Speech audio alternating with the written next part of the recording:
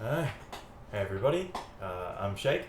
Today's video I want to talk about the Yamaha Stagepas 1K Mark II. I had this maybe 5-6 months ago. Didn't keep it for very long because it didn't suit exactly my needs, which is what I'm going to get to now. So basic specs of the Yamaha 1K is 1100 watts. It goes max SPL at 125 dB or decibels. It's got a 12-inch sub. It's got 10 1.5 inch transducers. The dispersion is 170 degrees wide and 30 vertically. In terms of inputs, this was one of the reasons why it was a great column array speaker system, which is why I liked it. So it's got 3 XLR combo jacks, so XLR input for jacks either. You've got your stereo line, so it's got left and right for a 1/4 inch jack. And then it also has 2 outputs. So you have a master output that you can send to a second column speaker for stereo, and then it also has another XLR out to a monitor mix. So you can basically have like in-ear monitors, or you can have a monitor speaker through the monitor out, and then you can have your stereo through the first one. So having multiple channels in on your sub means you, as a solo musician or a duo or possibly a trio, you don't even need an external mixer. So that reduces the stuff in your car, the setup time, clutter on stage, cables going from one component to another. So for me, if you've got a microphone cable to your mixer, then a cable to your sub, and then a cable to your speaker, you can imagine going from that 4 cables there, sorry. You're now going from a microphone directly to your onboard mixer and your sub, and then the sub has a column straight to the top. So there's only 1 cable as opposed to 3 or 4. So that's less to buy, that's less spares required, that's less clutter, that's less setup time. So I highly recommend column speakers if you can afford one, if you can find one that suits all your needs. In terms of why this Yamaha didn't work for me, was I am a singer-drummer, so I wanted at least 125 decibels max SPL, because I felt that under 110 max SPL is basically house party, tiny small venues, or like acoustic style where you're just background music.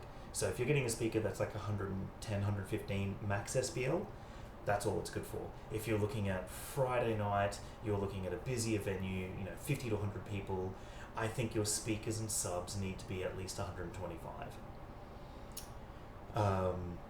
So this one just cuts it. However, actually, I won't get ahead of myself. So it did have the 12-inch sub, which is what I wanted for an electric drum kit. That was my minimum criteria, 125 decibels, 12-inch sub. It had the 10 1.5-inch transducers. I didn't have a specific goal for that. 170 degree dispersion. So like a point source system is going to be just 90 degrees, which means you can't use a single one. You can't use a single one for a venue, for a gig. However, if you have a column speaker that has 120, 150, 180, 170 in this case, then yes, you could get away with a single speaker in the corner of a room out to the venue. So for me, with my small car, with my minimal setup, because I've got a drum kit to sort out as well, with my budget, I'd rather spend more on a column speaker and have one, as opposed to have 2 speakers, but they're cheaper. So that was the decision that I've made, and I've stuck to it basically.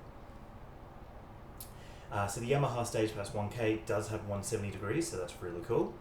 Inputs, it had enough. I needed at least 3 XLRs. That meant I had one for my vocal, one for my drum kit, possibly 2 for drum kit, and then if I started DJing, which is what's happened, I wanted my vocal as 1, and then I wanted my DJ console XLR output for 2 and 3. So I needed at least 3 inputs. Plus, my goal was, if I'm going solo, what if someone joins me and I need to be able to fit a guitar, or maybe a guitar and a bass, or a guitar and a second vocal on that mixer that's on board.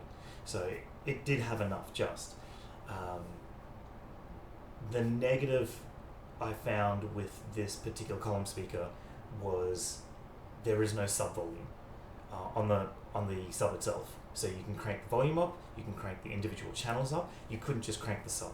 So I found that the speakers were really nice, it was clear, it was balanced, it had enough channels. It does have a basic EQ curve to it. It's not like bass, mids and trebles. It has like its own preset EQ to make things a little bit quicker and easier for beginners, which would have been great.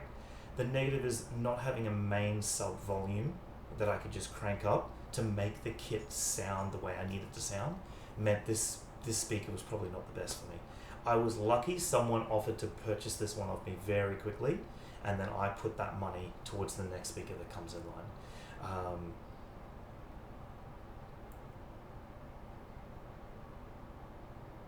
But that was probably the biggest issue I had. So not having an individual sub volume, and not having a individual 3-channel EQ. That was probably the biggest. The reverb was good. The quality of the sound was good. The last thing was probably the volume. Probably 125 was cutting it. Small venues I would be fine, but maybe long term I would probably think about upgrading. But as I said, the sub volume was probably what got me when I sold it straight away. So those are my thoughts. If you've got one of these, look, it's a great speaker. If you've got any comments or use case that you've been using for it, that'd be great.